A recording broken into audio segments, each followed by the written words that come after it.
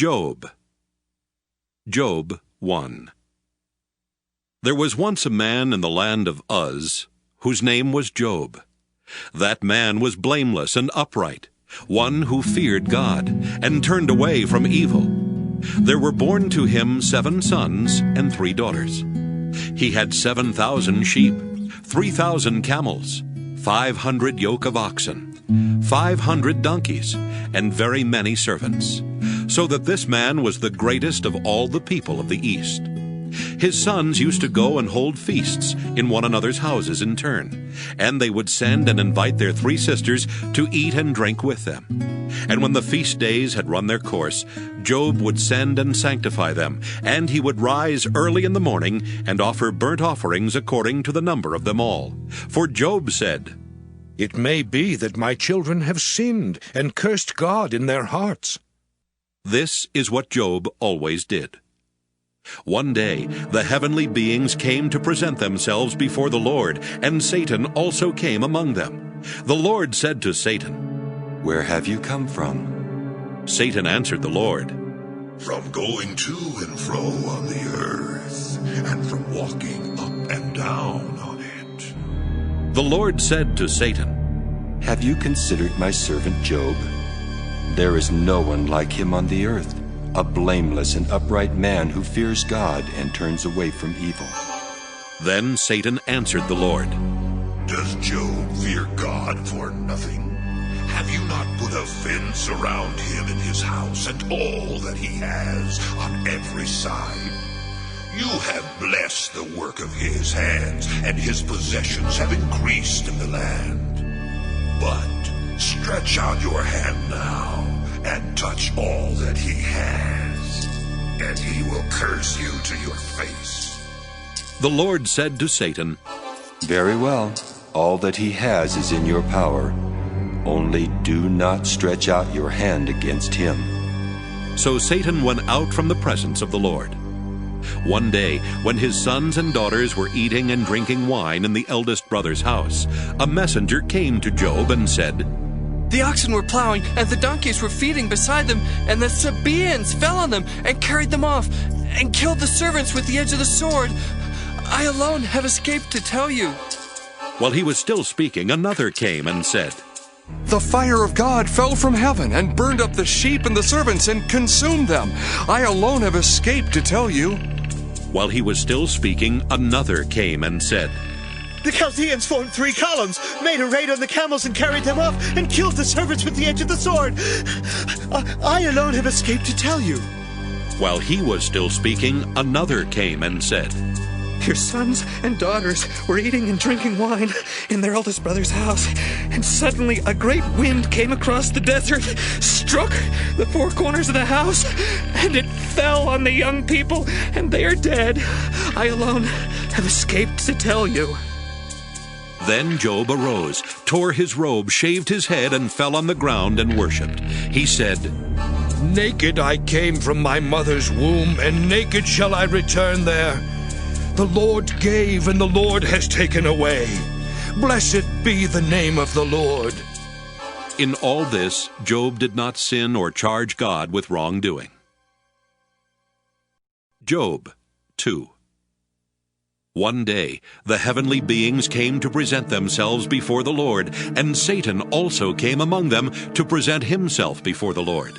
The Lord said to Satan, "Where have you come from?" Satan answered the Lord, "From going to and fro on the earth, and from walking up and down on it." The Lord said to Satan, "Have you considered my servant Job? There is no one like him on the earth, a blameless and upright man who fears God and turns away from evil. He still persists in his integrity, although you incited me against him to destroy him for no reason." Then Satan answered the Lord, "Skin for skin. All that people have, they will give to save their lives. But stretch out your hand now and touch his bone and his flesh, and he will curse you to your face." The Lord said to Satan, "Very well, he is in your power. Only spare his life." So Satan went out from the presence of the Lord and inflicted loathsome sores on Job, from the sole of his foot to the crown of his head. Job took a potsherd with which to scrape himself and sat among the ashes. Then his wife said to him, "Do you still persist in your integrity? Curse God and die." But he said to her, You speak as any foolish woman would speak. Shall we receive the good at the hand of God and not receive the bad? In all this, Job did not sin with his lips. Now when Job's 3 friends heard of all these troubles that had come upon him, each of them set out from his home: Eliphaz the Temanite, Bildad the Shuhite, and Zophar the Naamathite. They met together to go and console and comfort him. When they saw him from a distance, they did not recognize him, and they raised their voices and wept aloud. They tore their robes and threw dust in the air upon their heads. They sat with him on the ground 7 days and 7 nights, and no one spoke a word to him, for they saw that his suffering was very great. Job 3. After this, Job opened his mouth and cursed the day of his birth. Job said, Let the day perish in which I was born, and the night that said, A man-child is conceived. Let that day be darkness. May God above not seek it, or light shine on it. Let gloom and deep darkness claim it. Let clouds settle upon it. Let the blackness of the day terrify it.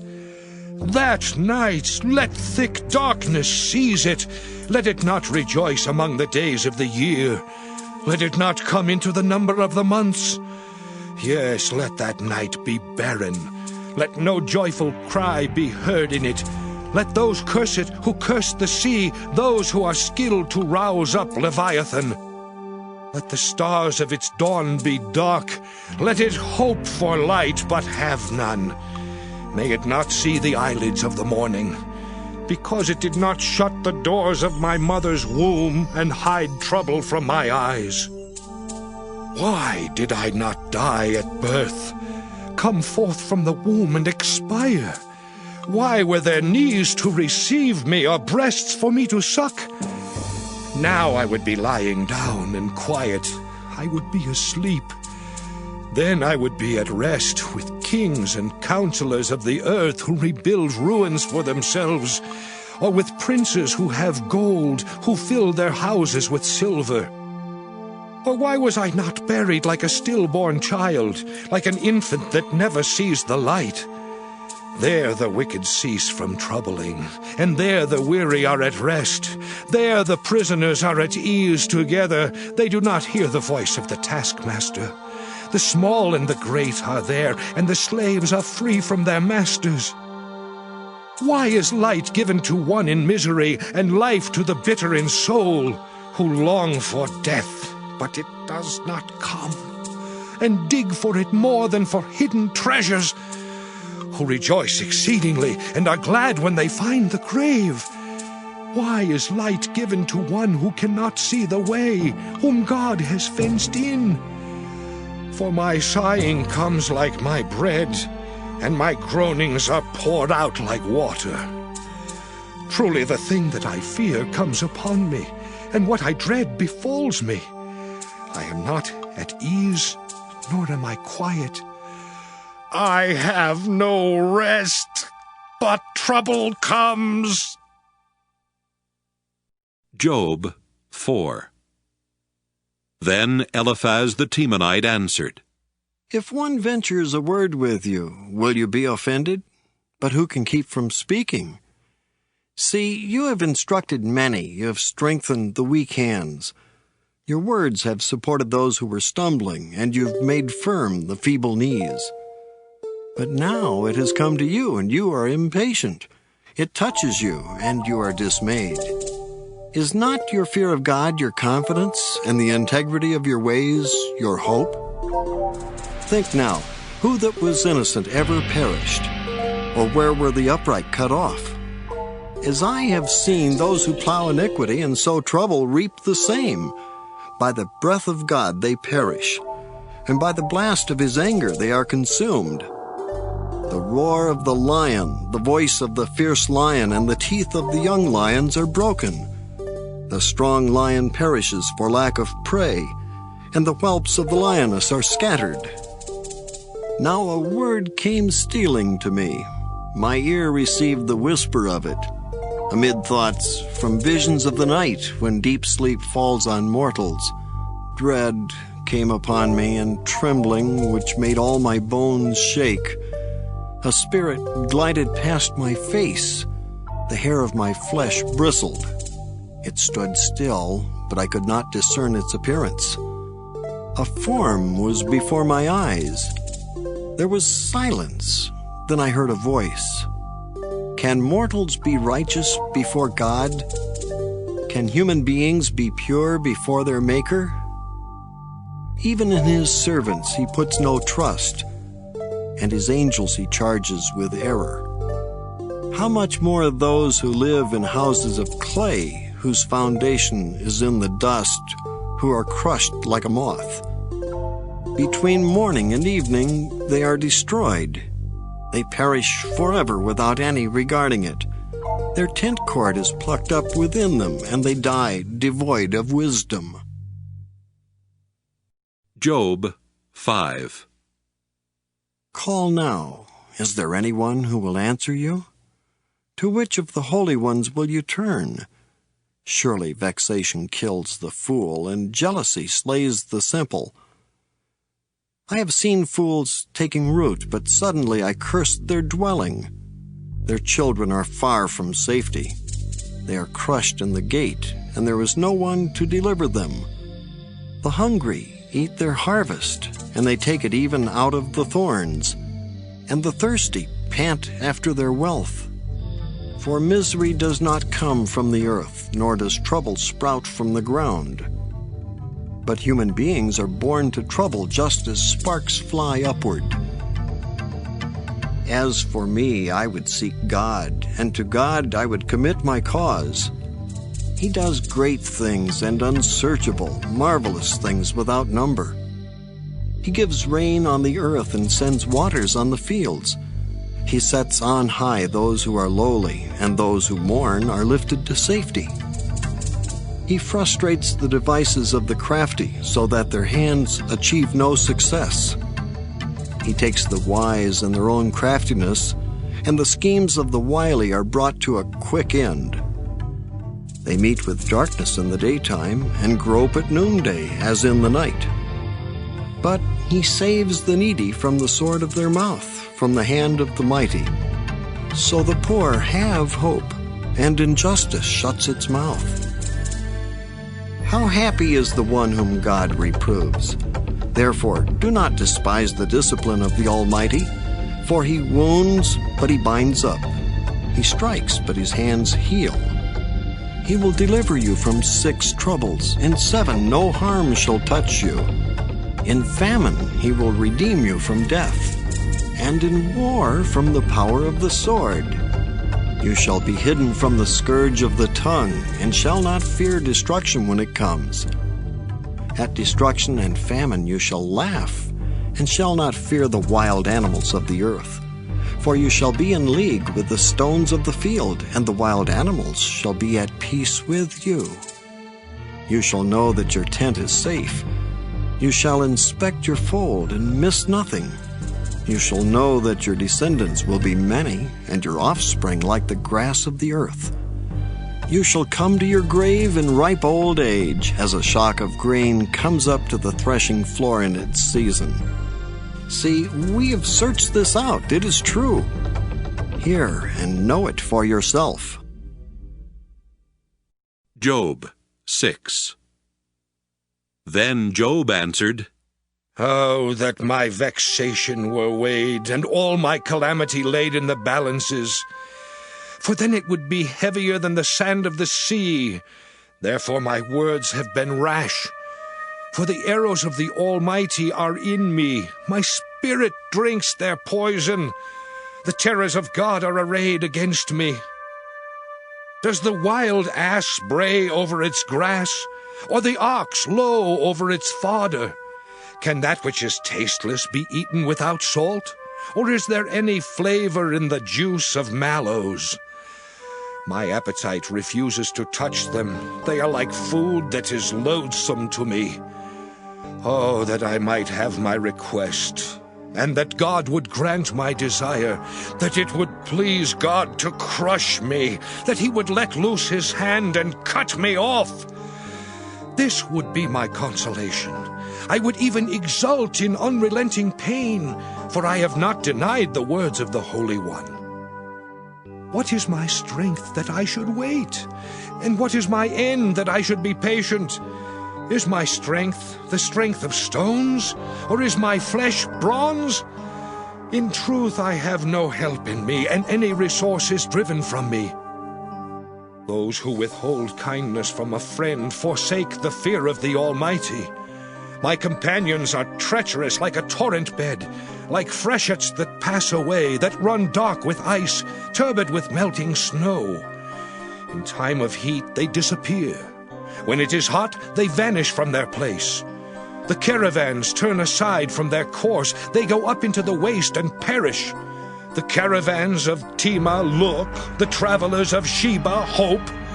They are disappointed because they were confident. They come there and are confounded. Such you have now become to me. You see my calamity and are afraid. Have I said, make me a gift? Or from your wealth offer a bribe for me? Or save me from an opponent's hand? Or ransom me from the hand of oppressors? Teach me, and I will be silent. Make me understand how I have gone wrong. How forceful are honest words! But your reproof, what does it reprove? Do you think that you can reprove words as if the speech of the desperate were wind? You would even cast lots over the orphan, and bargain over your friend. But now, be pleased to look at me, for I will not lie to your face. Turn, I pray, let no wrong be done. Turn now, my vindication is at stake. Is there any wrong on my tongue? Cannot my taste discern calamity? Job 7. Do not human beings have a hard service on earth? And are not their days like the days of a laborer? Like a slave who longs for the shadow, and like laborers who look for their wages, so I am allotted months of emptiness, and nights of misery are apportioned to me. When I lie down, I say, when shall I rise? But the night is long, and I am full of tossing until dawn. My flesh is clothed with worms and dirt. My skin hardens, then breaks out again. My days are swifter than a weaver's shuttle, and come to their end without hope. Remember that my life is a breath. My eye will never again see good. The eye that beholds me will see me no more. While your eyes are upon me, I shall be gone. As the cloud fades and vanishes, so those who go down to Sheol do not come up. They return no more to their houses, nor do their places know them any more. Therefore I will not restrain my mouth. I will speak in the anguish of my spirit. I will complain in the bitterness of my soul. Am I the sea or the dragon that you set a guard over me? When I say, my bed will comfort me, my couch will ease my complaint, then you scare me with dreams and terrify me with visions, so that I would choose strangling and death rather than this body. I loathe my life. I would not live forever. Let me alone, for my days are a breath.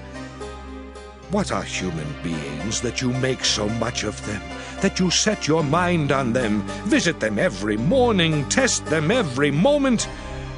Will you not look away from me for a while? Let me alone until I swallow my spittle. If I sin, what do I do to you, you watcher of humanity? Why have you made me your target? Why have I become a burden to you? Why do you not pardon my transgression and take away my iniquity? For now I shall lie in the earth. You will seek me, but I shall not be. Job 8.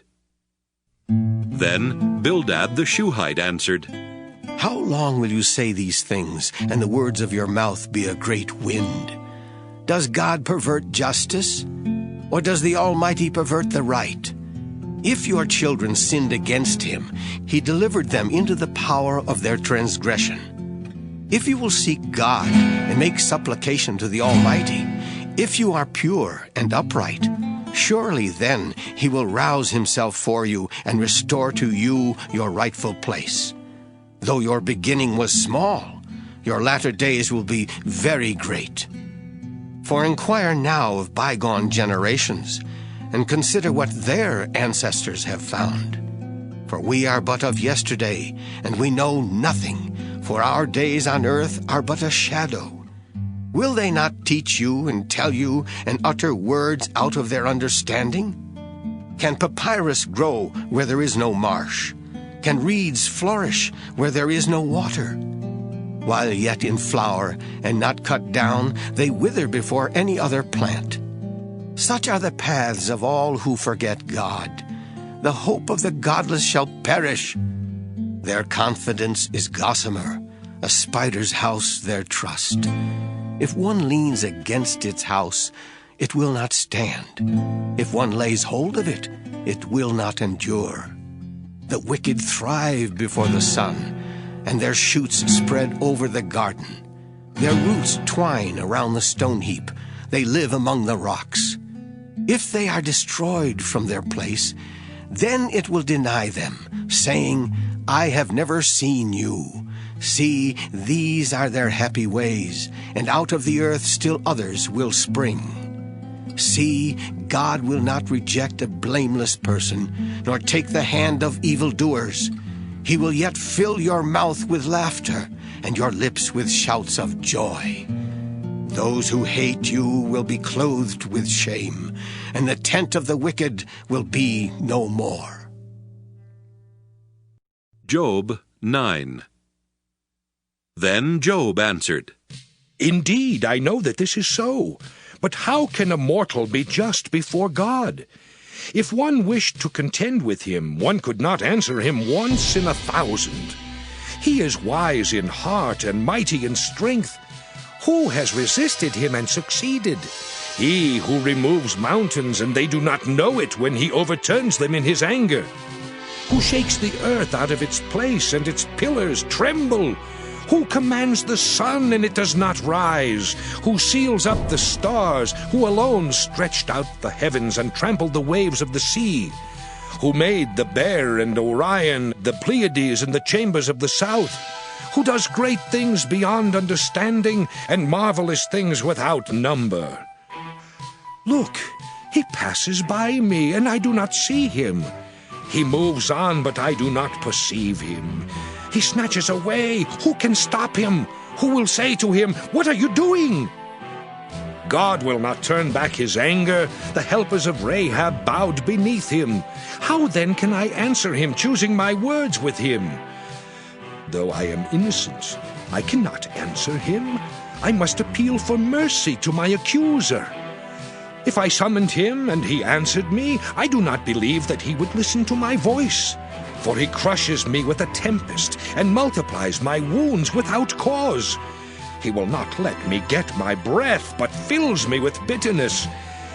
If it is a contest of strength, he is the strong one.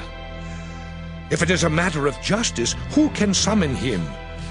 Though I am innocent, my own mouth would condemn me. Though I am blameless, he would prove me perverse.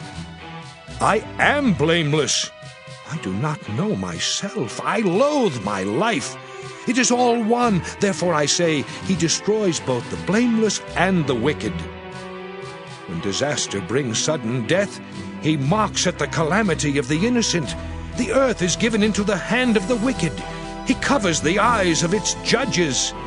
If it is not he, who then is it? My days are swifter than a runner. They flee away. They see no good.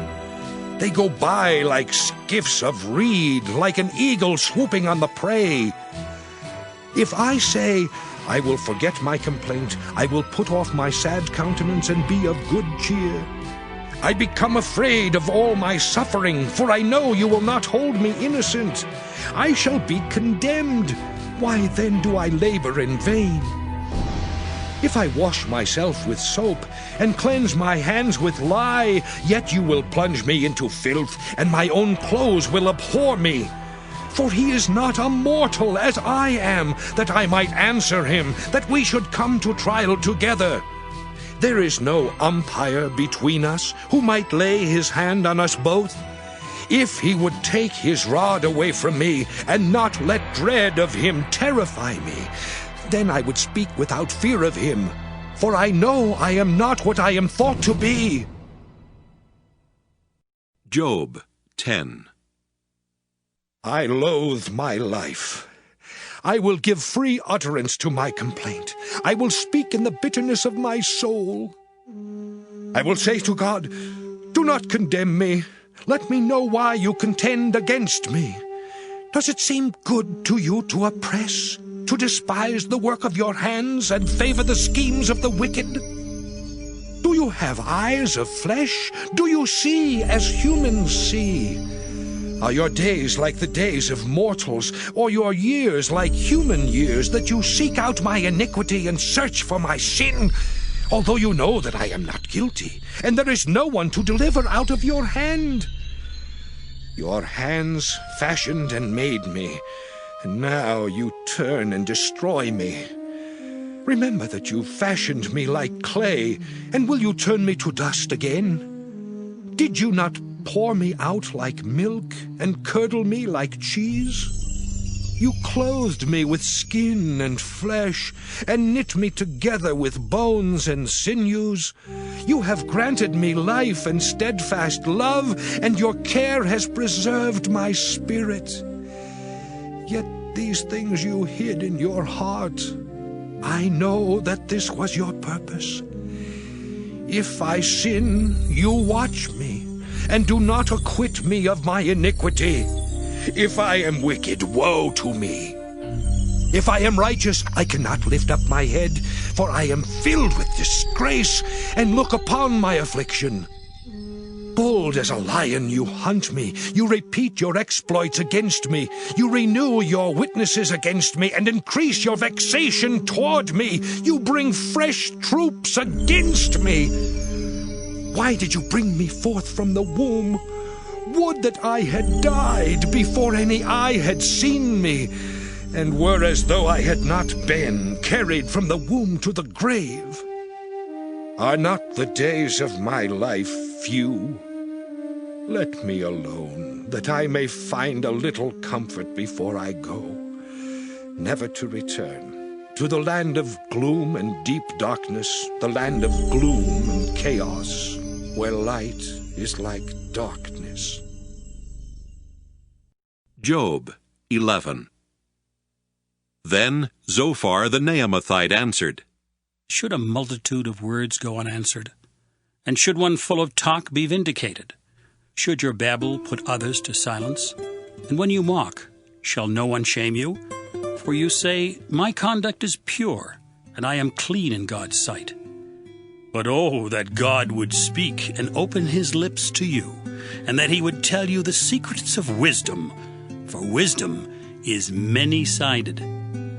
Know then that God exacts of you less than your guilt deserves. Can you find out the deep things of God? Can you find out the limit of the Almighty?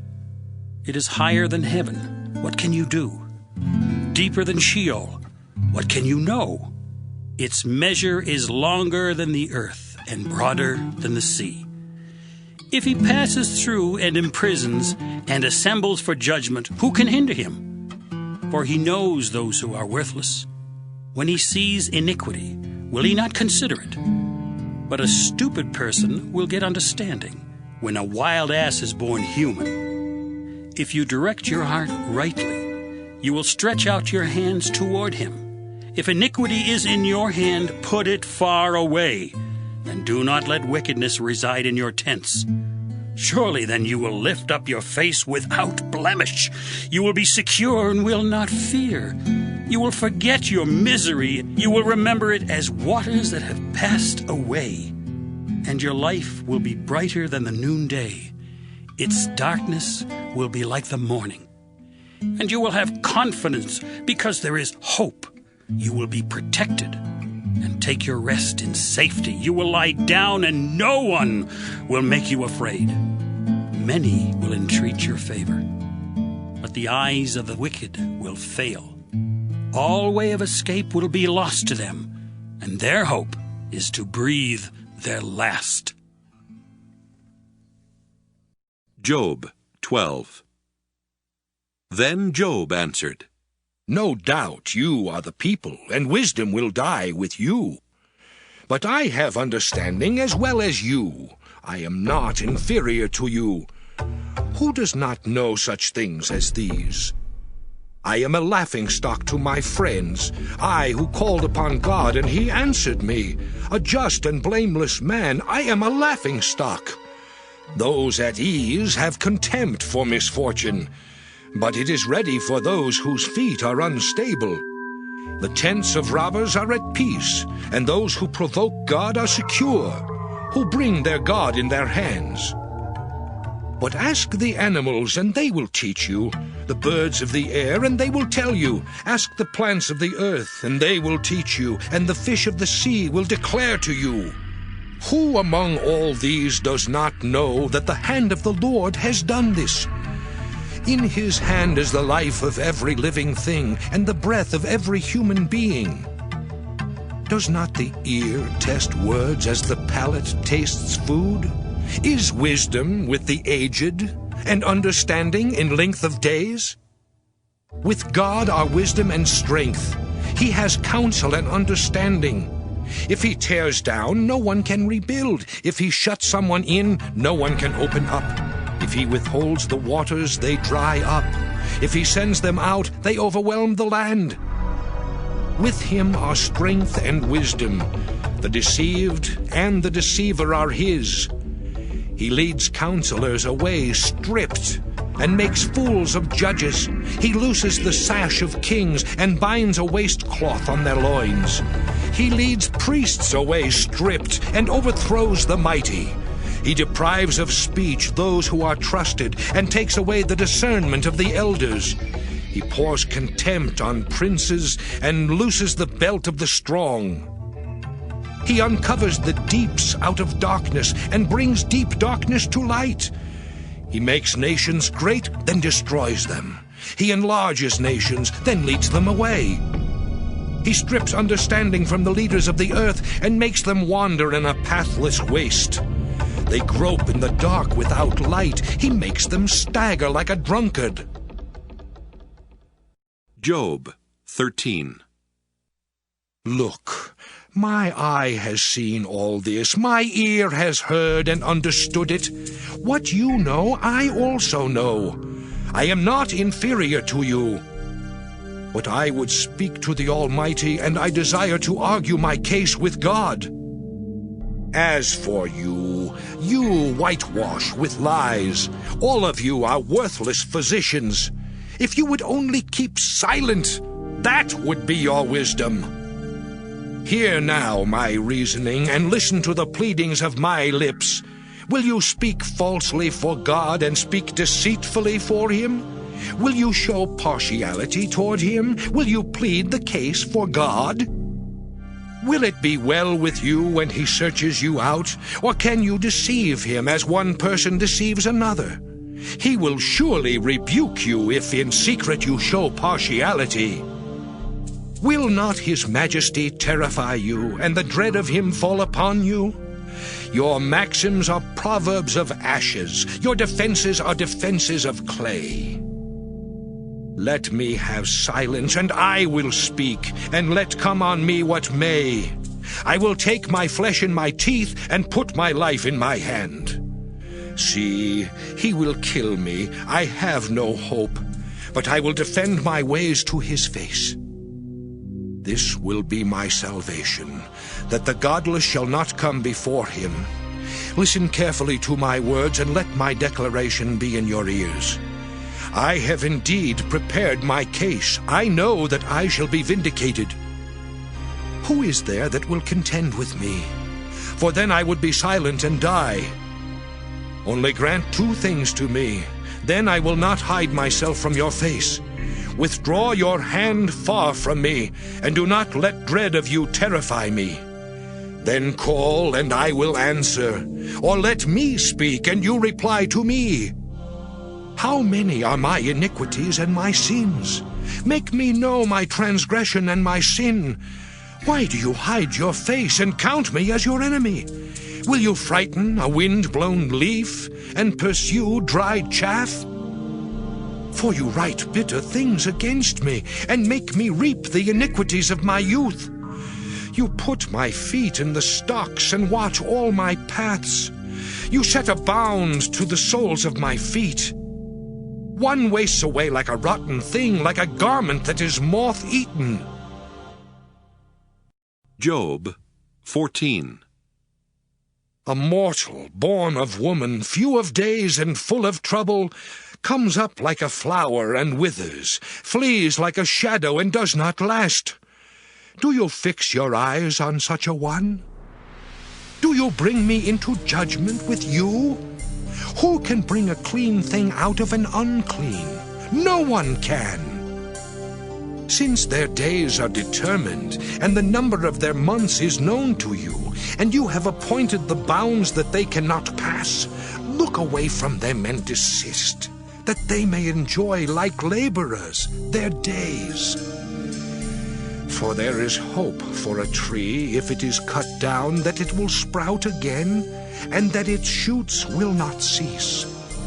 Though its root grows old in the earth, and its stump dies in the ground, yet at the scent of water it will bud, and put forth branches like a young plant. But mortals die, and are laid low. Humans expire, and where are they? As waters fail from a lake, and a river wastes away and dries up, so mortals lie down and do not rise again. Until the heavens are no more, they will not awake or be roused out of their sleep. Oh, that you would hide me in Sheol, that you would conceal me until your wrath is past, that you would appoint me a set time and remember me. If mortals die, will they live again? All the days of my service I would wait until my release should come. You would call, and I would answer you. You would long for the work of your hands, for then you would not number my steps. You would not keep watch over my sin. My transgression would be sealed up in a bag, and you would cover over my iniquity. But the mountain falls and crumbles away, and the rock is removed from its place. The waters wear away the stones, the torrents wash away the soil of the earth, so you destroy the hope of mortals. You prevail forever against them, and they pass away. You change their countenance and send them away. Their children come to honor, and they do not know it. They are brought low, and it goes unnoticed. They feel only the pain of their own bodies, and mourn only for themselves. Job 15. Then Eliphaz the Temanite answered, Should the wise answer with windy knowledge, and fill themselves with the east wind? Should they argue in unprofitable talk, or in words with which they can do no good? But you are doing away with the fear of God, and hindering meditation before God. For your iniquity teaches your mouth, and you choose the tongue of the crafty. Your own mouth condemns you, and not I. Your own lips testify against you. Are you the firstborn of the human race? Were you brought forth before the hills? Have you listened in the counsel of God? And do you limit wisdom to yourself? What do you know that we do not know? What do you understand that is not clear to us? The gray-haired and the aged are on our side, those older than your father. Are the consolations of God too small for you, or the word that deals gently with you? Why does your heart carry you away, and why do your eyes flash, so that you turn your spirit against God and let such words go out of your mouth? What are mortals that they can be clean, or those born of woman that they can be righteous? God puts no trust even in his holy ones, and the heavens are not clean in his sight. How much less one who is abominable and corrupt, one who drinks iniquity like water? I will show you, listen to me, what I have seen I will declare, what sages have told and their ancestors have not hidden, to whom alone the land was given, and no stranger passed among them. The wicked writhe in pain all their days, through all the years that are laid up for the ruthless. Terrifying sounds are in their ears. In prosperity the destroyer will come upon them. They despair of returning from darkness, and they are destined for the sword. They wander abroad for bread, saying, "Where is it?" They know that a day of darkness is ready at hand. Distress and anguish terrify them. They prevail against them like a king prepared for battle, because they stretched out their hands against God and bid defiance to the Almighty, running stubbornly against him with a thick-bossed shield. Because they have covered their faces with their fat and gathered fat upon their loins, they will live in desolate cities, in houses that no one should inhabit, houses destined to become heaps of ruins. They will not be rich, and their wealth will not endure, nor will they strike root in the earth. They will not escape from darkness, the flame will dry up their shoots, and their blossom will be swept away by the wind. Let them not trust in emptiness, deceiving themselves, for emptiness will be their recompense. It'll be paid in full before their time, and their branch will not be green. They'll shake off their unripe grape like the vine, and cast off their blossoms like the olive tree. For the company of the godless is barren, and fire consumes the tents of bribery. They conceive mischief and bring forth evil, and their heart prepares deceit. Job 16. Then Job answered, I have heard many such things. Miserable comforters are you all. Have windy words no limits? Or what provokes you that you keep on talking? I also could talk as you do if you were in my place. I could join words together against you and shake my head at you. I could encourage you with my mouth, and the solace of my lips would assuage your pain. If I speak, my pain is not assuaged, and if I forbear, how much of it leaves me? Surely now God has worn me out. He has made desolate all my company, and he has shriveled me up, which is a witness against me. My leanness has risen up against me, and it testifies to my face. He has torn me in his wrath and hated me. He has gnashed his teeth at me. My adversary sharpens his eyes against me. They have gaped at me with their mouths. They have struck me insolently on the cheek. They mass themselves together against me. God gives me up to the ungodly and casts me into the hands of the wicked. I was at ease, and he broke me in two. He seized me by the neck and dashed me to pieces. He set me up as his target. His archers surround me. He slashes open my kidneys and shows no mercy. He pours out my gall on the ground. He bursts upon me again and again. He rushes at me like a warrior. I have sewed sackcloth upon my skin and have laid my strength in the dust. My face is red with weeping, and deep darkness is on my eyelids, though there is no violence in my hands, and my prayer is pure. O earth, do not cover my blood. Let my outcry find no resting place. Even now, in fact, my witness is in heaven, and he that vouches for me is on high. My friends scorn me. My eye pours out tears to God, that he would maintain the right of a mortal with God, as one does for a neighbor. For when a few years have come, I shall go the way from which I shall not return. Job 17. My spirit is broken, my days are extinct, the grave is ready for me. Surely there are mockers around me, and my eye dwells on their provocation. Lay down a pledge for me with yourself. Who is there that will give surety for me? Since you have closed their minds to understanding, therefore you will not let them triumph. Those who denounce friends for reward, the eyes of their children will fail. He has made me a byword of the peoples, and I am one before whom people spit. My eye has grown dim from grief, and all my members are like a shadow. The upright are appalled at this, and the innocent stir themselves up against the godless. Yet the righteous hold to their way, and they that have clean hands grow stronger and stronger. But you, come back now, all of you, and I shall not find a sensible person among you. My days are past, my plans are broken off, the desires of my heart. They make night into day. The light, they say, is near to the darkness. If I look for Sheol as my house, if I spread my couch in darkness, if I say to the pit, you are my father, and to the worm, my mother, or my sister, where then is my hope? Who will see my hope? Will it go down to the bars of Sheol? Shall we descend together into the dust? Job 18.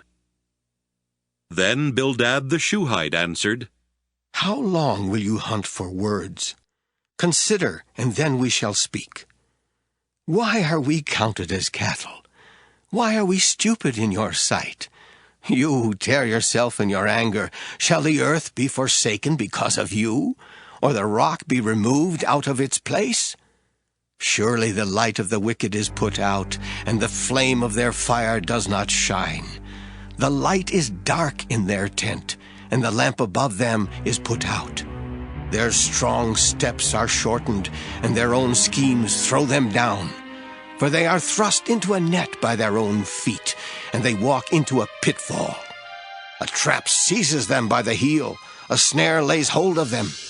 A rope is hid for them in the ground, a trap for them in the path.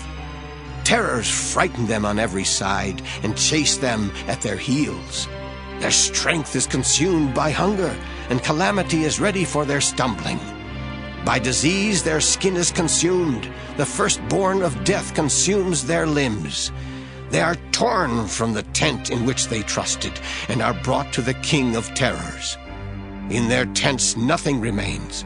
Sulfur is scattered upon their habitations. Their roots dry up beneath, and their branches wither above. Their memory perishes from the earth, and they have no name in the street. They are thrust from light into darkness, and driven out of the world. They have no offspring or descendant among their people, and no survivor where they used to live. They of the west are appalled at their fate, and horror seizes those of the east. Surely such are the dwellings of the ungodly. Such is the place of those who do not know God. Job 19. Then Job answered, How long will you torment me and break me in pieces with words?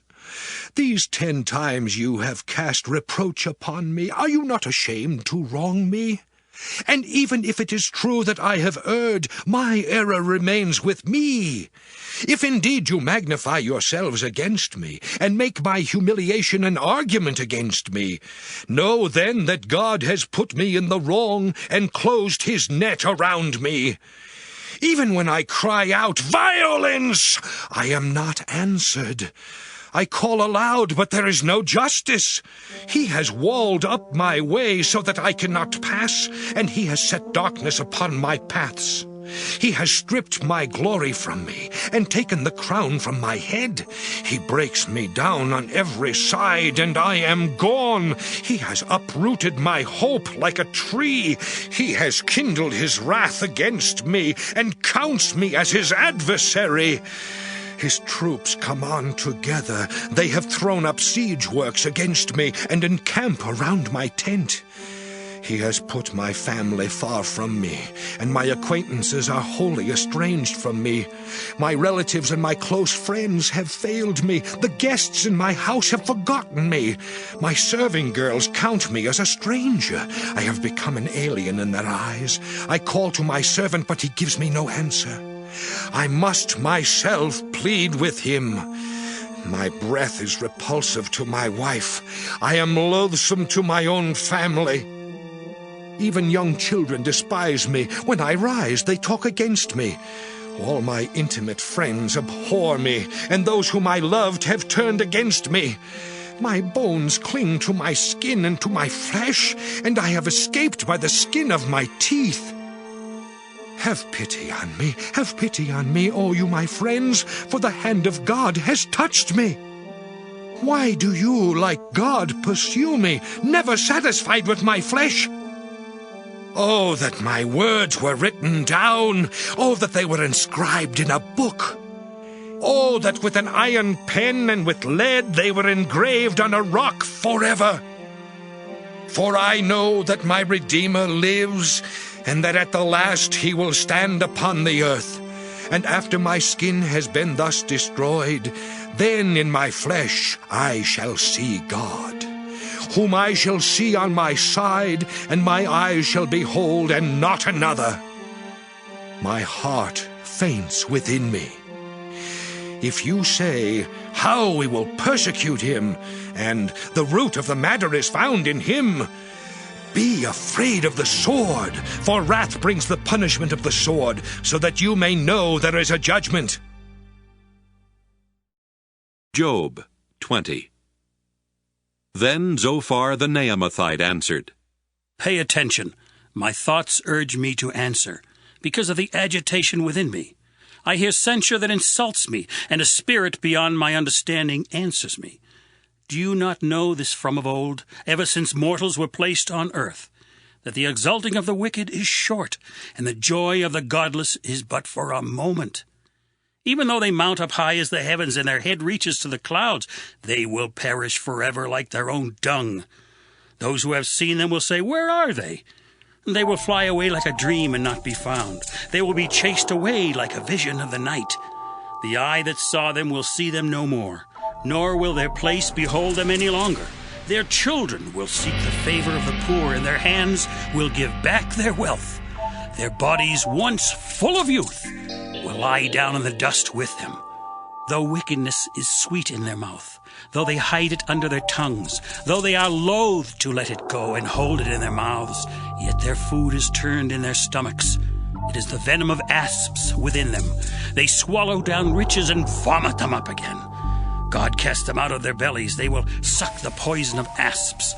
The tongue of a viper will kill them. They will not look on the rivers, the streams flowing with honey and curds. They will give back the fruit of their toil and will not swallow it down. From the profit of their trading they will get no enjoyment. For they have crushed and abandoned the poor. They have seized a house that they did not build. They knew no quiet in their bellies. In their greed they let nothing escape. There was nothing left after they had eaten. Therefore their prosperity will not endure. In full sufficiency they will be in distress. All the force of misery will come upon them to fill their belly to the full. God will send his fierce anger into them and rain it upon them as their food. They will flee from an iron weapon. A bronze arrow will strike them through. It is drawn forth and comes out of their body, and the glittering point comes out of their gall. Terrors come upon them. Utter darkness is laid up for their treasures. A fire fanned by no one will devour them. What is left in their tent will be consumed. The heavens will reveal their iniquity, and the earth will rise up against them. The possessions of their house will be carried away, dragged off in the day of God's wrath. This is the portion of the wicked from God, the heritage decreed for them by God. Job 21. Then Job answered, Listen carefully to my words, and let this be your consolation. Bear with me, and I will speak. Then after I have spoken, mock on. As for me, is my complaint addressed to mortals? Why should I not be impatient? Look at me and be appalled, and lay your hand upon your mouth. When I think of it, I am dismayed, and shuddering seizes my flesh. Why do the wicked live on, reach old age, and grow mighty in power? Their children are established in their presence, and their offspring before their eyes. Their houses are safe from fear, and no rod of God is upon them. Their bull breeds without fail, their cow calves and never miscarries. They send out their little ones like a flock, and their children dance around. They sing to the tambourine and the lyre, and rejoice to the sound of the pipe. They spend their days in prosperity, and in peace they go down to Sheol. They say to God, "Leave us alone. We do not desire to know your ways.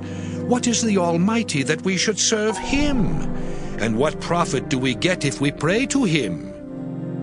Is not their prosperity indeed their own achievement? The plans of the wicked are repugnant to me. How often is the lamp of the wicked put out? How often does calamity come upon them? How often does God distribute pains in his anger? How often are they like straw before the wind, and like chaff that the storm carries away? You say, God stores up their iniquity for their children. Let it be paid back to them so that they may know it. Let their own eyes see their destruction, and let them drink of the wrath of the Almighty. For what do they care for their household after them, when the number of their months is cut off? Will any teach God knowledge, seeing that he judges those that are on high? One dies in full prosperity, being wholly at ease and secure, his loins full of milk and the marrow of his bones moist. Another dies in bitterness of soul, never having tasted of good. They lie down alike in the dust, and the worms cover them. Oh, I know your thoughts and your schemes to wrong me. For you say, where is the house of the prince? Where is the tent in which the wicked lived? Have you not asked those who traveled the roads, and do you not accept their testimony, that the wicked are spared in the day of calamity, and are rescued in the day of wrath? Who declares their way to their face, and who repays them for what they have done? When they are carried to the grave, a watch is kept over their tomb. The clods of the valley are sweet to them. Everyone will follow after, and those who went before are innumerable. How then will you comfort me with empty nothings? There is nothing left of your answers but falsehood. Job 22. Then Eliphaz the Temanite answered, Can a mortal be of use to God? Can even the wisest be of service to him? Is it any pleasure to the Almighty if you are righteous, or is it gain to him if you make your ways blameless? Is it for your piety that he reproves you and enters into judgment with you? Is not your wickedness great? There is no end to your iniquities, for you have exacted pledges from your family for no reason, and stripped the naked of their clothing. You have given no water to the weary to drink, and you have withheld bread from the hungry. The powerful possess the land, and the favored live in it. You have sent widows away empty-handed, and the arms of the orphans you have crushed. Therefore snares are around you, and sudden terror overwhelms you. Or darkness so that you cannot see, a flood of water covers you. Is not God high in the heavens? See the highest stars, how lofty they are? Therefore you say, what does God know? Can he judge through the deep darkness? Thick clouds enwrap him so that he does not see, and he walks on the dome of heaven. Will you keep to the old way that the wicked have trod? They were snatched away before their time. Their foundation was washed away by a flood. They said to God, leave us alone. And what can the Almighty do to us? Yet he filled their houses with good things, but the plans of the wicked are repugnant to me. The righteous see it and are glad. The innocent laugh them to scorn, saying, Surely our adversaries are cut off, and what they left, the fire has consumed. Agree with God and be at peace. In this way, good will come to you. Receive instruction from His mouth and lay up His words in your heart. If you return to the Almighty, you'll be restored. If you remove unrighteousness from your tents, if you treat gold like dust, and gold of Ophir like the stones of the torrent bed, and if the Almighty is your gold and your precious silver, then you will delight yourself in the Almighty and lift up your face to God. You will pray to Him, and He will hear you, and you will pay your vows. You will decide on a matter, and it will be established for you, and light will shine on your ways. When others are humiliated, you say it is pride, for He saves the humble. He will deliver even those who are guilty. They will escape because of the cleanness of your hands. Job 23. Then Job answered, Today also my complaint is bitter. His hand is heavy despite my groaning. Oh, that I knew where I might find Him, that I might come even to His dwelling. I would lay my case before Him and fill my mouth with arguments. I would learn what He would answer me and understand what He would say to me. Would He contend with me in the greatness of His power? No, but He would give heed to me. There an upright person could reason with Him, and I should be acquitted forever by my judge. If I go forward, He is not there, or backward, I cannot perceive Him. On the left He hides, and I cannot behold Him. I turn to the right, but I cannot see Him. But He knows the way that I take. When He has tested me, I shall come out like gold. My foot has held fast to His steps. I have kept His way and have not turned aside. I have not departed from the commandment of His lips. I have treasured in my bosom the words of His mouth. But He stands alone, and who can dissuade Him? What He desires, that He does. For He will complete what He appoints for me, and many such things are in His mind. Therefore I am terrified at His presence. When I consider, I am in dread of Him. God has made my heart faint. The Almighty has terrified me. If only I could vanish in darkness, and thick darkness would cover my face. Job 24. Why are times not kept by the Almighty?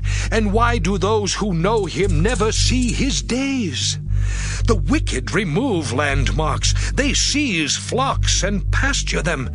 They drive away the donkey of the orphan. They take the widow's ox for a pledge. They thrust the needy off the road. The poor of the earth all hide themselves. Like wild asses in the desert, they go out to their toil, scavenging in the wasteland food for their young. They reap in a field not their own, and they glean in the vineyard of the wicked. They lie all night naked without clothing, and have no covering in the cold. They are wet with the rain of the mountains, and cling to the rock for want of shelter. There are those who snatch the orphan child from the breast, and take as a pledge the infant of the poor. They go about naked without clothing. Though hungry, they carry the sheaves. Between their terraces they press out oil. They tread the wine presses, but suffer thirst. From the city the dying groan, and the throat of the wounded cries for help, yet God pays no attention to their prayer. There are those who rebel against the light, who are not acquainted with its ways, and do not stay in its paths. The murderer rises at dusk to kill the poor and needy, and in the night is like a thief. The eye of the adulterer also waits for the twilight, saying, "No eye will see me." And he disguises his face. In the dark they dig through houses. By day they shut themselves up. They do not know the light. For deep darkness is morning to all of them, for they are friends with the terrors of deep darkness. Swift are they on the face of the waters. Their portion in the land is cursed. No treader turns toward their vineyards. Drought and heat snatch away the snow waters. So does Sheol those who have sinned. The womb forgets them, the worm finds them sweet. They are no longer remembered, so wickedness is broken like a tree. They harm the childless woman and do no good to the widow. Yet God prolongs the life of the mighty by his power. They rise up when they despair of life. He gives them security, and they are supported. His eyes are upon their ways. They are exalted a little while, and then are gone. They wither and fade like the mallow. They are cut off like the heads of grain.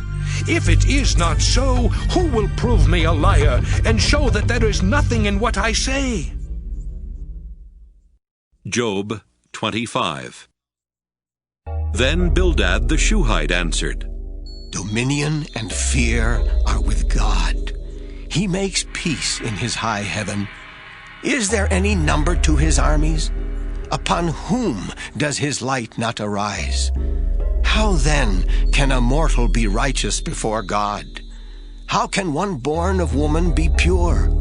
If even the moon is not bright, and the stars are not pure in his sight, how much less a mortal who is a maggot, and a human being who is a worm? Job 26. Then Job answered, How you have helped one who has no power! How you have assisted the arm that has no strength! How you have counseled one who has no wisdom, and given much good advice! With whose help have you uttered words, and whose spirit has come forth from you? The shades below tremble, the waters and their inhabitants. Sheol is naked before God, and Abaddon has no covering. He stretches out Zaphon over the void, and hangs the earth upon nothing. He binds up the waters in his thick clouds, and the cloud is not torn open by them. He covers the face of the full moon, and spreads over it his cloud. He has described a circle on the face of the waters, at the boundary between light and darkness. The pillars of heaven tremble, and are astounded at his rebuke. By his power he stilled the sea. By his understanding he struck down Rahab. By his wind the heavens were made fair. His hand pierced the fleeing serpent. These are indeed but the outskirts of his ways. And how small a whisper do we hear of him? But the thunder of his power, who can understand? Job 27. Job again took up his discourse and said, As God lives, who has taken away my right, and the Almighty, who has made my soul bitter, as long as my breath is in me, and the Spirit of God is in my nostrils, my lips will not speak falsehood, and my tongue will not utter deceit.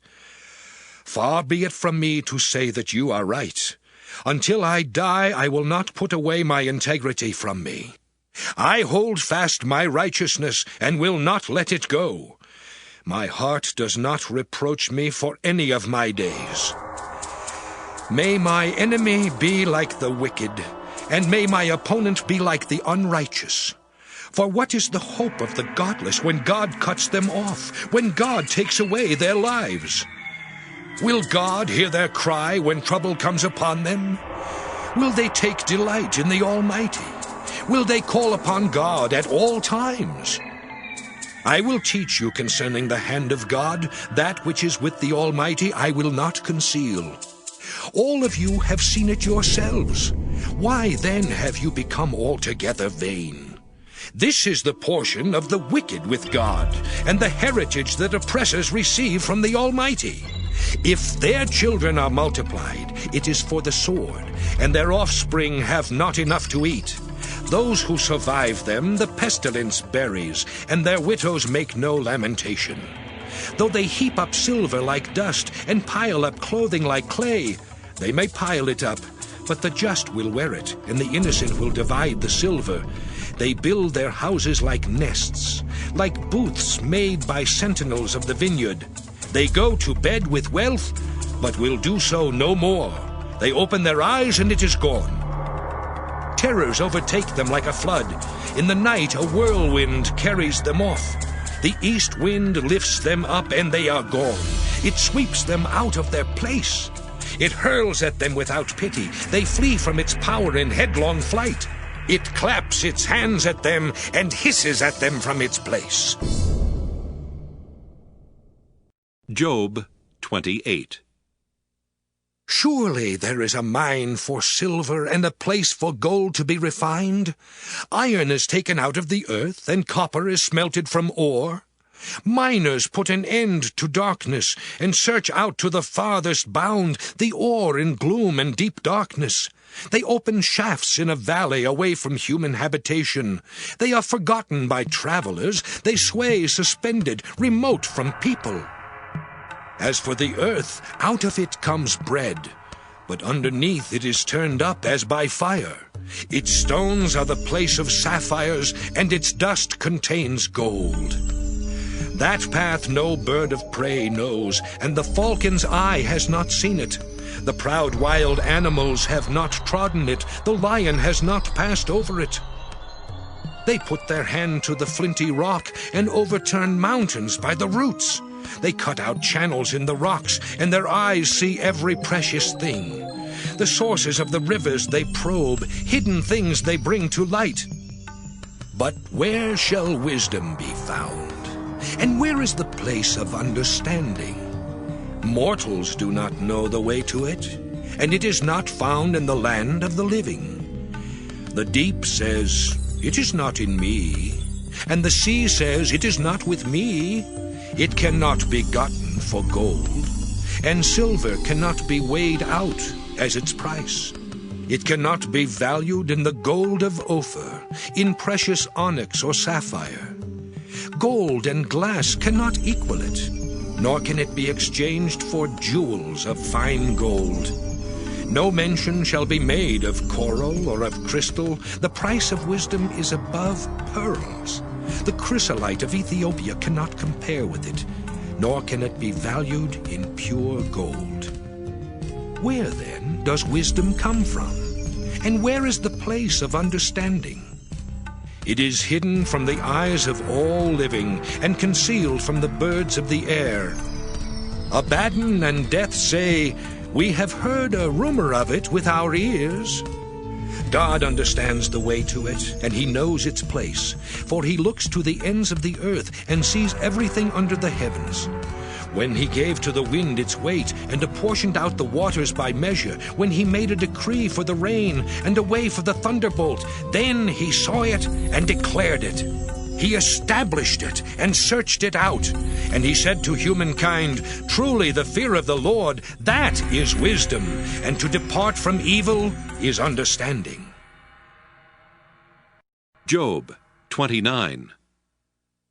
Job again took up his discourse and said, "Oh, that I were as in the months of old, as in the days when God watched over me, when his lamp shone over my head, and by his light I walked through darkness.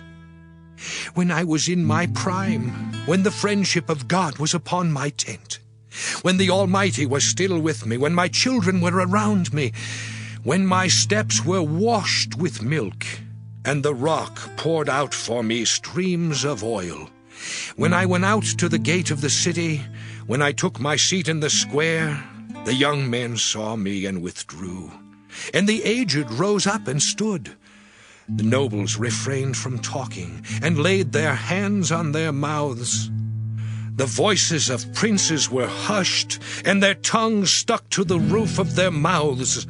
When the ear heard, it commended me, and when the eye saw, it approved. Because I delivered the poor who cried, and the orphan who had no helper. The blessing of the wretched came upon me, and I caused the widow's heart to sing for joy. I put on righteousness, and it clothed me. My justice was like a robe and a turban. I was eyes to the blind and feet to the lame. I was a father to the needy, and I championed the cause of the stranger. I broke the fangs of the unrighteous, and made them drop their prey from their teeth.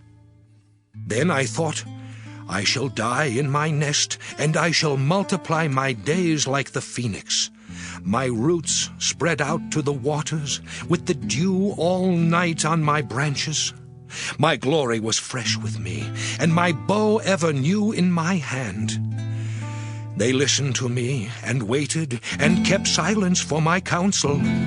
After I spoke, they did not speak again, and my word dropped upon them like dew. They waited for me as for the rain. They opened their mouths as for the spring rain. I smiled on them when they had no confidence, and the light of my countenance they did not extinguish. I chose their way and sat as chief, and I lived like a king among his troops, like one who comforts mourners. Job 30.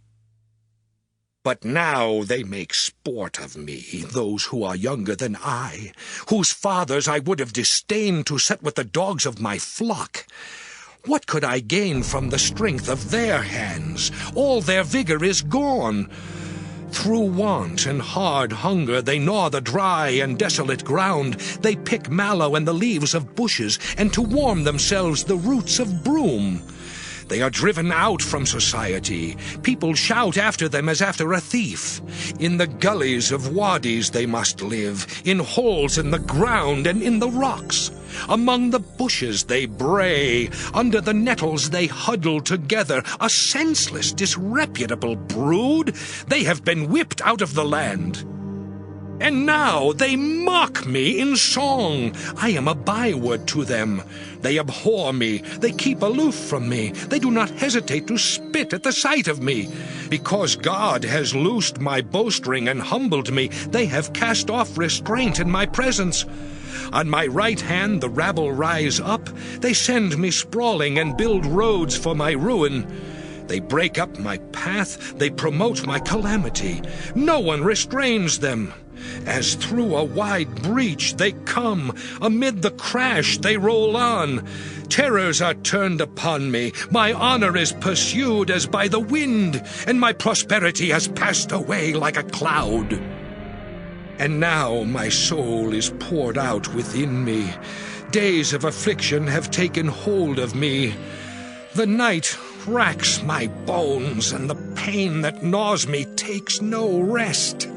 With violence he seizes my garment. He grasps me by the collar of my tunic. He has cast me into the mire, and I have become like dust and ashes. I cry to you, and you do not answer me. I stand, and you merely look at me. You have turned cruel to me. With the might of your hand you persecute me. You lift me up on the wind, you make me ride on it, and you toss me about in the roar of the storm. I know that you will bring me to death, and to the house appointed for all living. Surely one does not turn against the needy when in disaster they cry for help. Did I not weep for those whose day was hard? Was not my soul grieved for the poor? But when I looked for good, evil came, and when I waited for light, darkness came. My inward parts are in turmoil and are never still. Days of affliction come to meet me. I go about in sunless gloom. I stand up in the assembly and cry for help. I am a brother of jackals and a companion of ostriches. My skin turns black and falls from me, and my bones burn with heat. My lyre is turned to mourning, and my pipe to the voice of those who weep. Job 31. I have made a covenant with my eyes. How then could I look upon a virgin? What would be my portion from God above, and my heritage from the Almighty on high? Does not calamity befall the unrighteous, and disaster the workers of iniquity?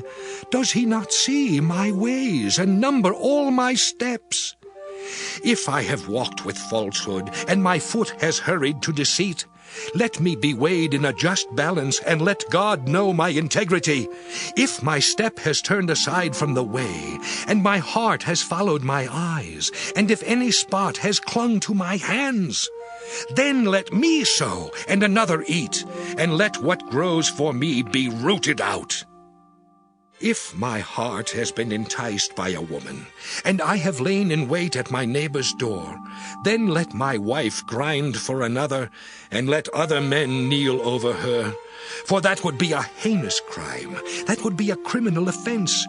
For that would be a fire consuming down to Abaddon, and it would burn to the root all my harvest.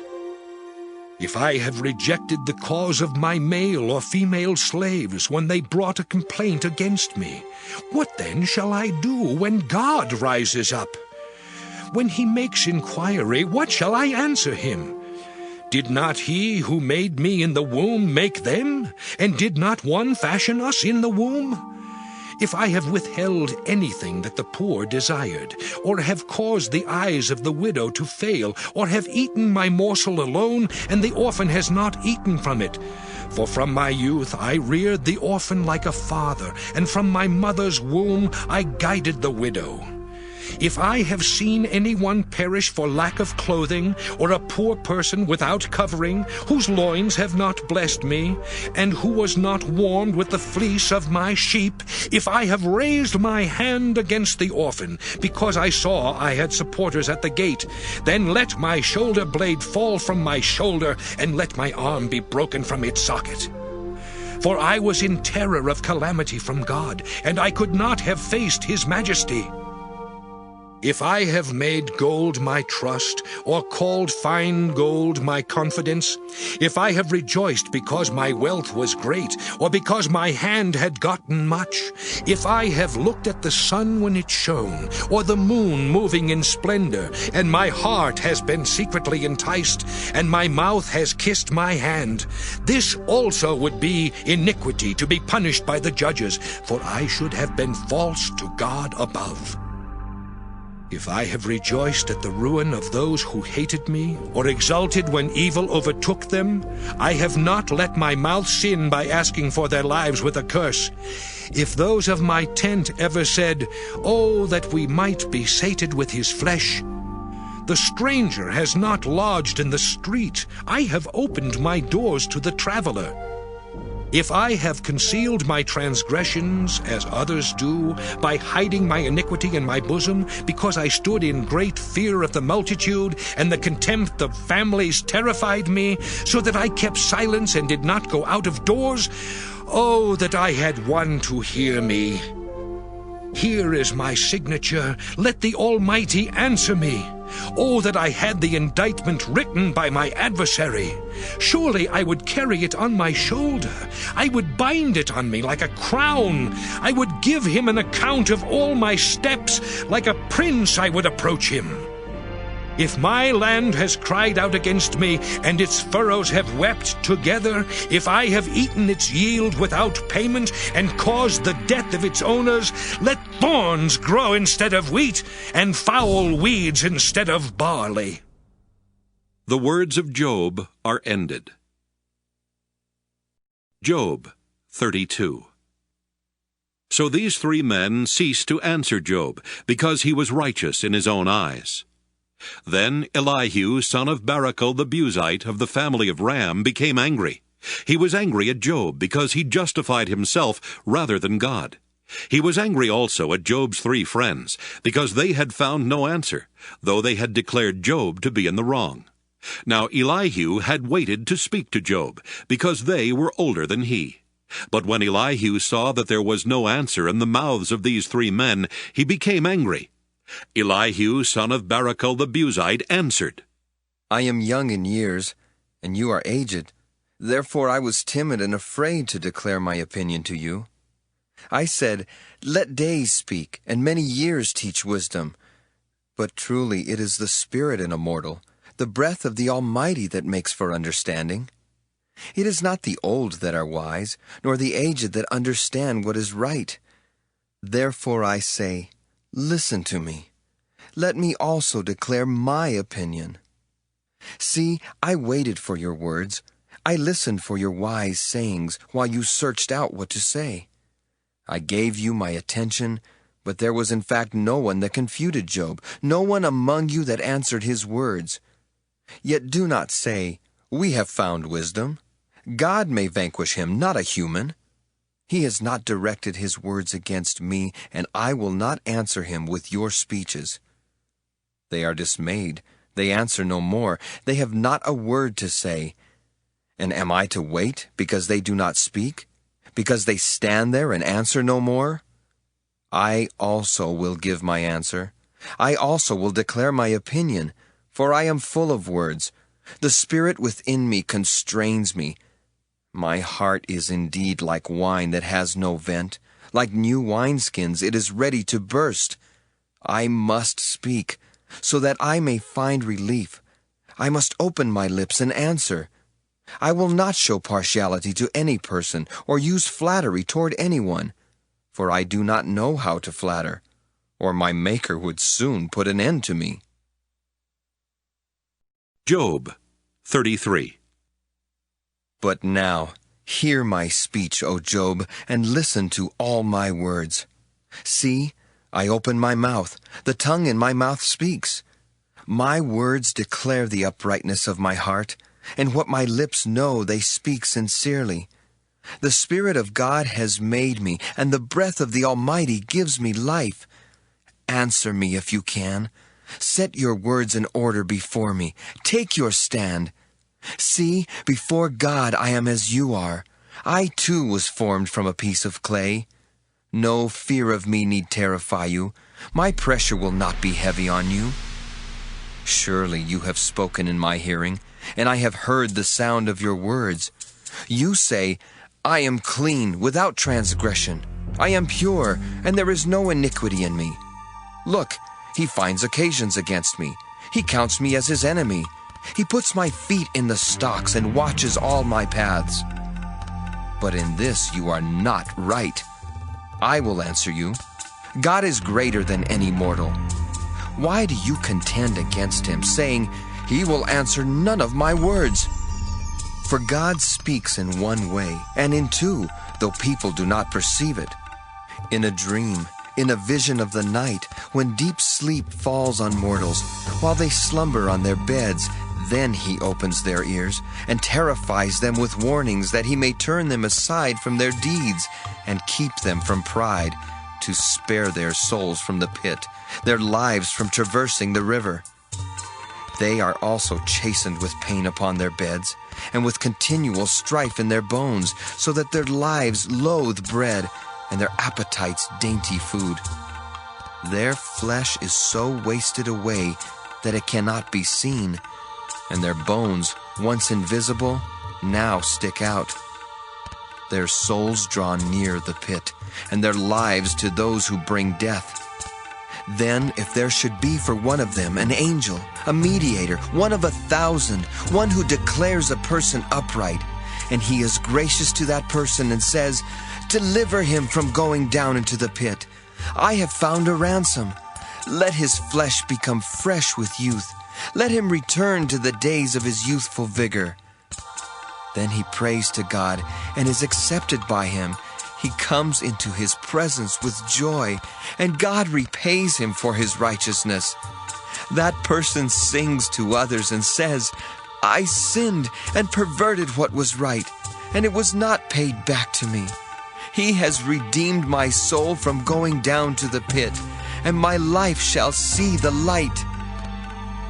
God indeed does all these things, twice, 3 times with mortals, to bring back their souls from the pit, so that they may see the light of life.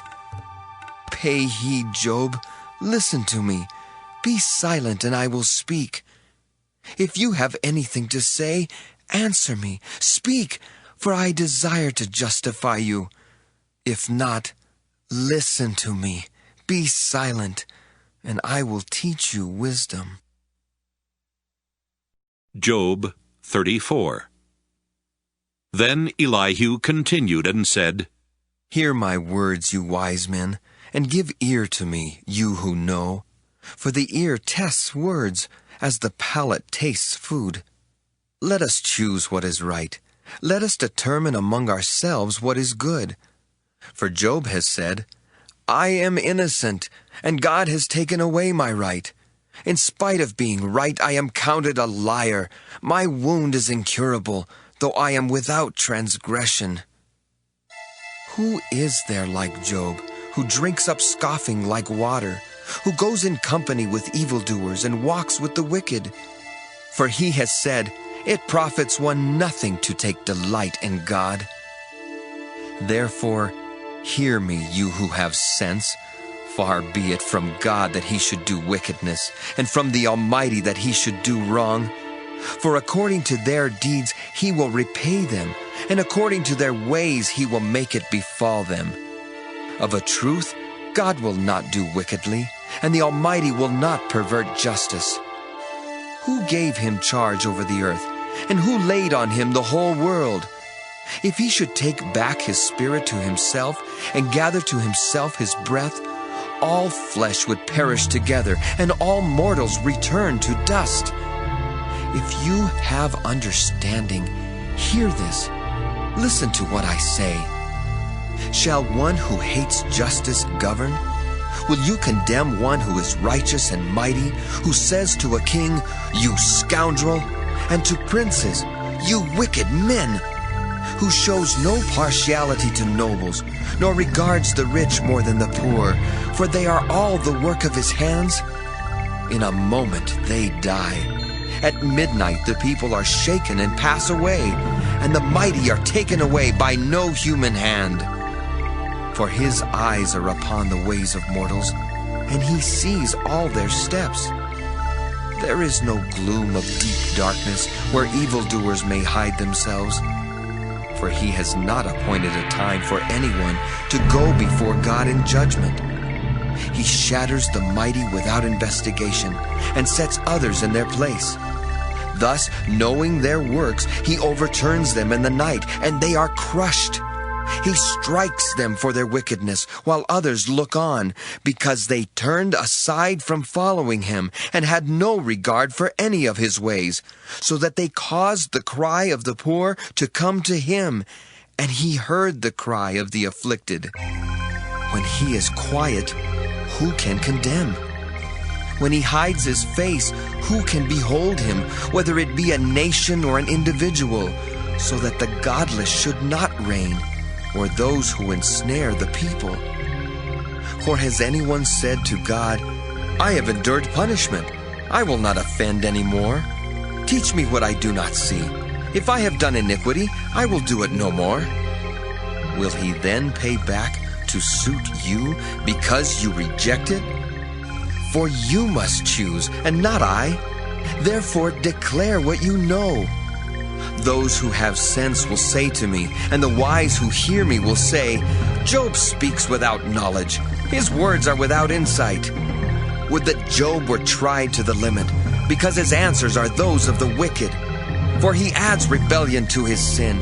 He claps his hands among us, and multiplies his words against God. Job 35. Elihu continued and said, Do you think this to be just? You say, I am in the right before God. If you ask, what advantage have I? How am I better off than if I had sinned?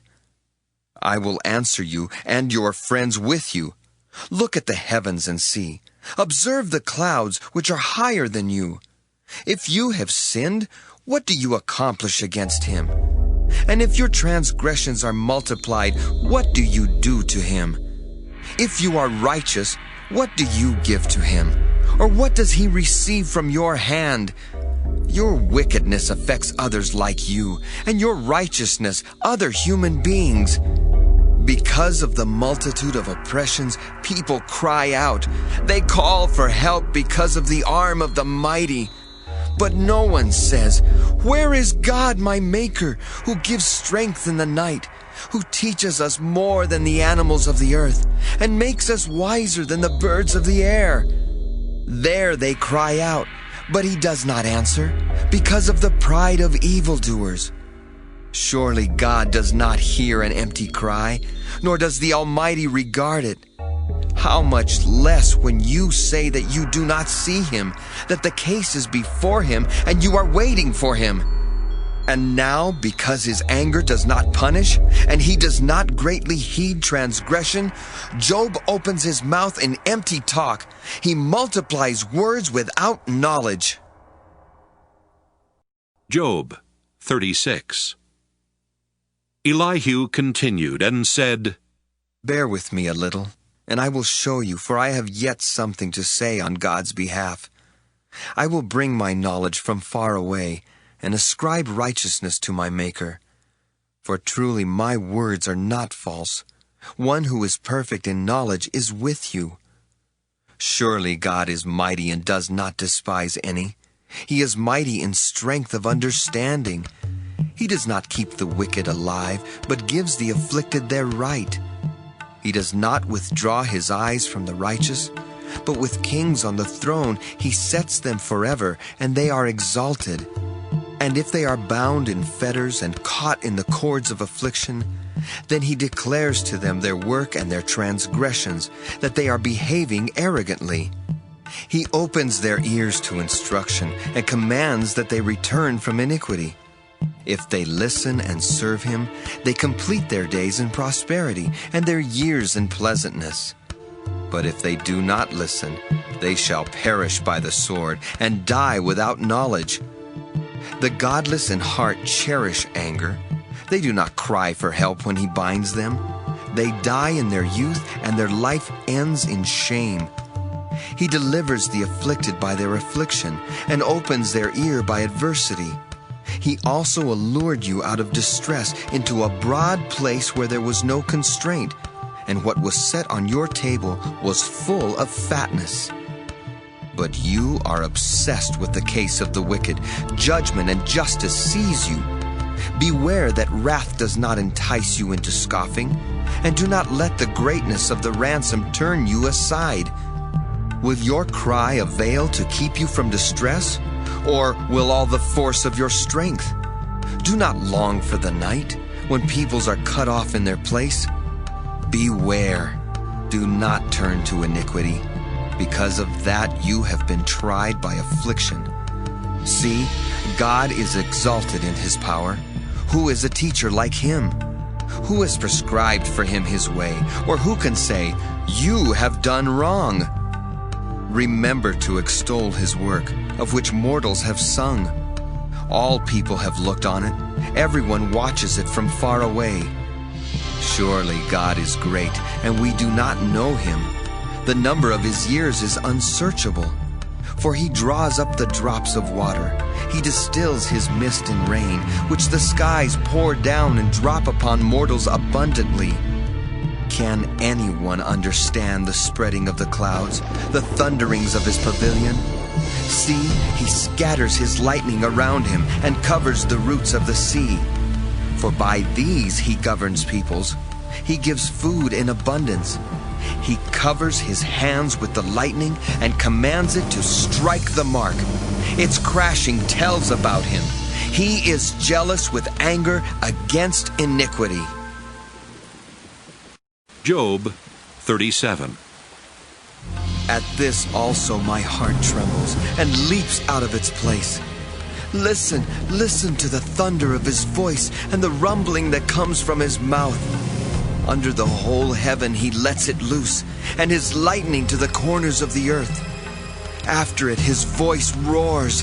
He thunders with his majestic voice, and he does not restrain the lightnings when his voice is heard. God thunders wondrously with his voice. He does great things that we cannot comprehend. For to the snow he says, fall on the earth. And the shower of rain, his heavy shower of rain, serves as a sign on everyone's hand, so that all whom he has made may know it. Then the animals go into their lairs and remain in their dens. From its chamber comes the whirlwind, and cold from the scattering winds. By the breath of God ice is given, and the broad waters are frozen fast.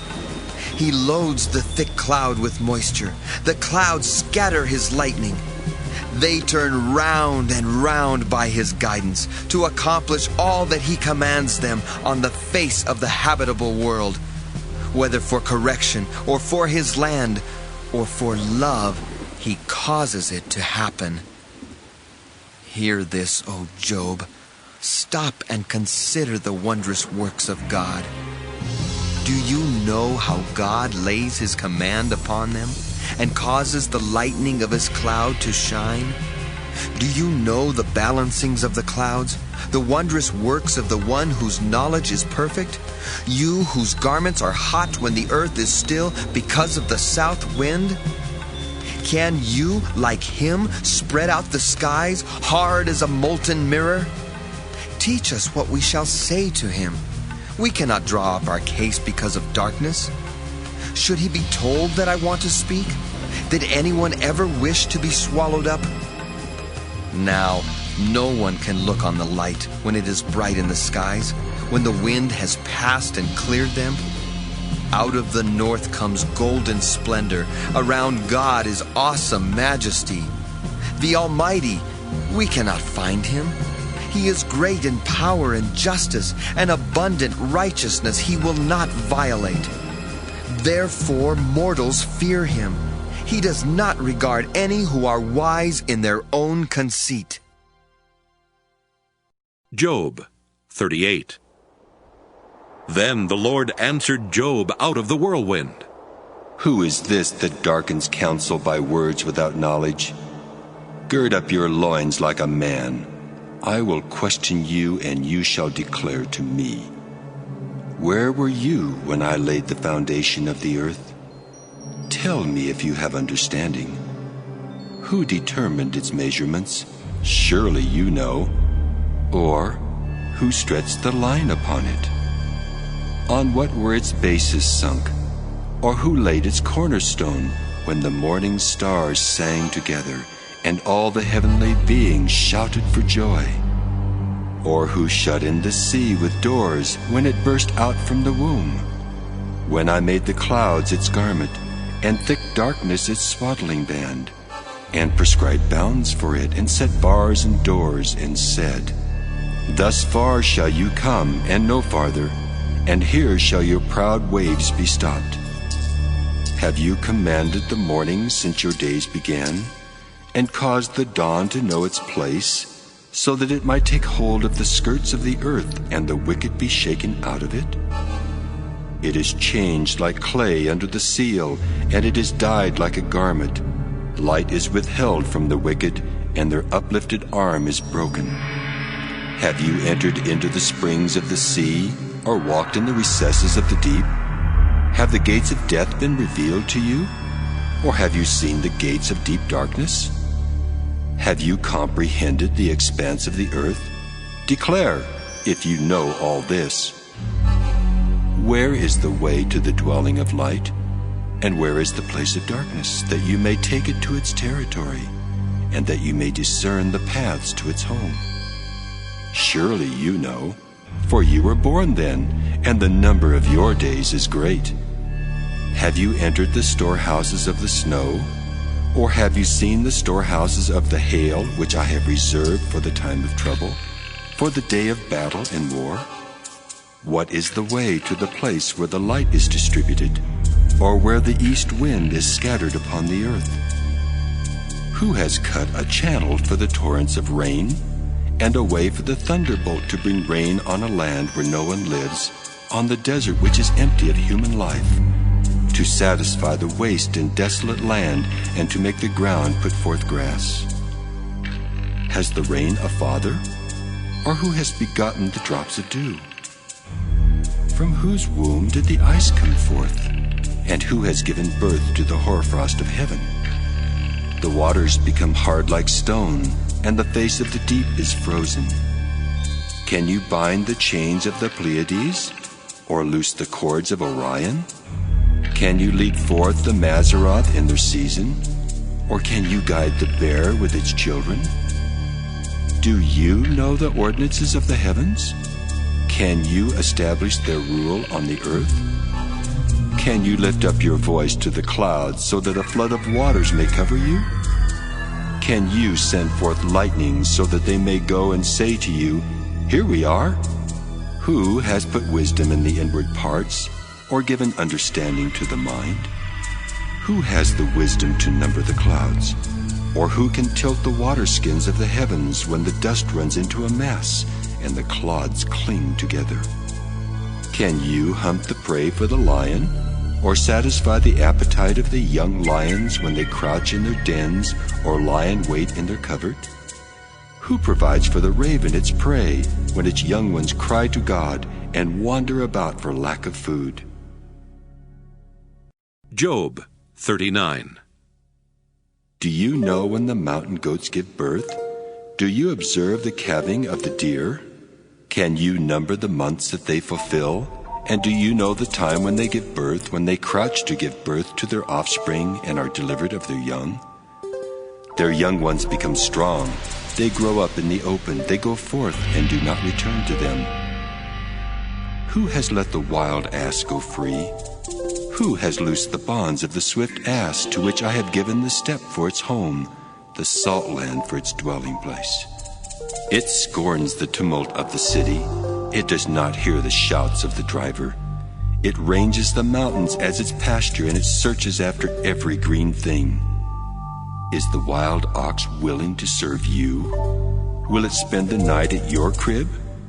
Can you tie it in the furrow with ropes, or will it harrow the valleys after you? Will you depend on it because its strength is great? And will you hand over your labor to it? Do you have faith in it that it will return and bring your grain to your threshing floor? The ostrich's wings flap wildly, though its pinions lack plumage. For it leaves its eggs to the earth and lets them be warmed on the ground, forgetting that a foot may crush them and that a wild animal may trample them. It deals cruelly with its young, as if they were not its own, though its labor should be in vain. Yet it has no fear, because God has made it forget wisdom and given it no share in understanding. When it spreads its plumes aloft, it laughs at the horse and its rider. Do you give the horse its might? Do you clothe its neck with mane? Do you make it leap like the locust?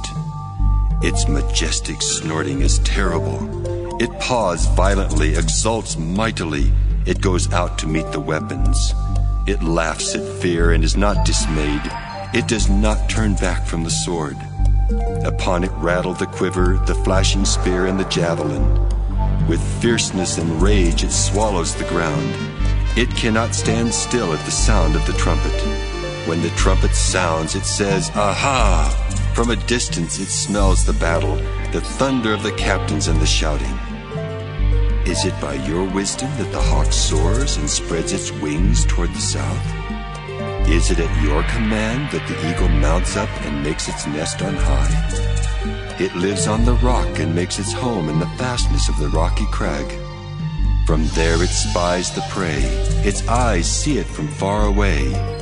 Its young ones suck up blood, and where the slain are, there it is. Job 40. And the Lord said to Job, Shall a fault finder contend with the Almighty? Anyone who argues with God must respond. Then Job answered the Lord, See, I am of small account. What shall I answer you? I lay my hand on my mouth. I have spoken once, and I will not answer. Twice, but will proceed no further. Then the Lord answered Job out of the whirlwind. Gird up your loins like a man. I will question you, and you declare to me. Will you even put me in the wrong?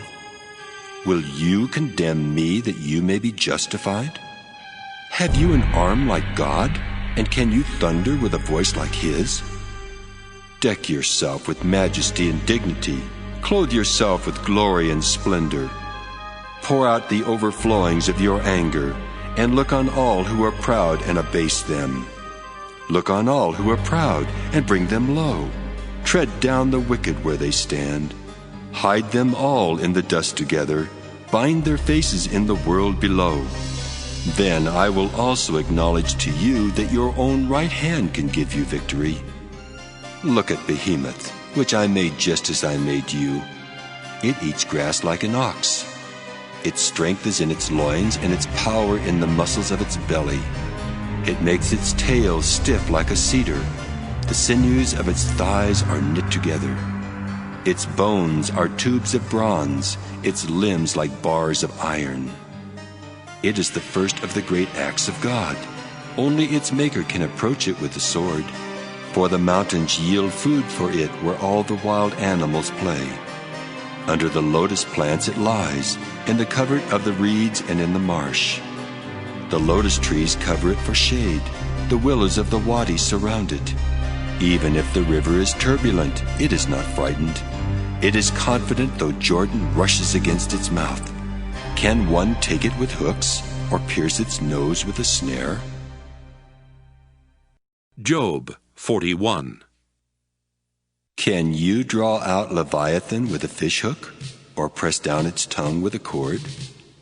Can you put a rope in its nose or pierce its jaw with a hook? Will it make many supplications to you? Will it speak soft words to you? Will it make a covenant with you to be taken as your servant forever? Will you play with it as with a bird? Or will you put it on leash for your girls? Will traders bargain over it? Will they divide it up among the merchants? Can you fill its skin with harpoons or its head with fishing spears? Lay hands on it. Think of the battle. You will not do it again. Any hope of capturing it will be disappointed. Were not even the gods overwhelmed at the sight of it? No one is so fierce as to dare to stir it up. Who can stand before it? Who can confront it and be safe under the whole heaven? Who? I will not keep silence concerning its limbs, or its mighty strength, or its splendid frame. Who can strip off its outer garment? Who can penetrate its double coat of mail? Who can open the doors of its face? There is terror all around its teeth. Its back is made of shields and rows, shut up closely as with a seal. One is so near to another that no air can come between them. They are joined one to another, they clasp each other and cannot be separated. Its sneezes flash forth light, and its eyes are like the eyelids of the dawn. From its mouth go flaming torches, sparks of fire leap out. Out of its nostrils comes smoke as from a boiling pot and burning rushes. Its breath kindles coals, and a flame comes out of its mouth. In its neck abides strength, and terror dances before it. The folds of its flesh cling together. It is firmly cast and immovable. Its heart is as hard as the lower millstone. When it raises itself up, the gods are afraid. At the crashing, they are beside themselves. Though the sword reaches it, it does not avail, nor does the spear, the dart, or the javelin. It counts iron as straw, and bronze as rotten wood. The arrow cannot make it flee. Sling stones for it are turned to chaff. Clubs are counted as chaff. It laughs at the rattle of javelins. Its underparts are like sharp potsherds. It spreads itself like a threshing sledge on the mire. It makes the deep boil like a pot. It makes the sea like a pot of ointment. It leaves a shining wake behind it. One would think the deep to be white-haired. On earth it has no equal, a creature without fear. It surveys everything that is lofty.